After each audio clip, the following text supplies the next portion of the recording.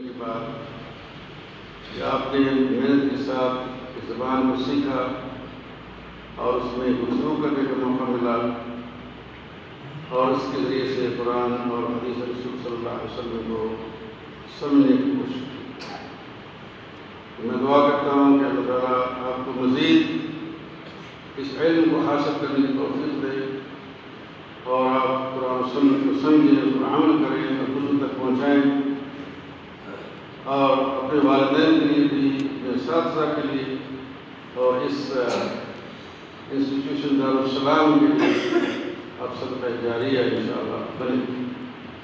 اس کے ساتھ میں دعا کرتا ہوں اللہ تعالیٰ آپ کو اجر دے، اساتذہ کو بھی اجر عطا فرمائے اور اسے آپ سب کے لیے یہ ذریعہ ثواب بنائے اور آپ اپنی زندگی میں بھی ایک تبدیلی محسوس کریں، قرآن و سنت کو سمجھ کر عمل کر کے اور دوسروں تک بھی اس علم کو پہنچائیں۔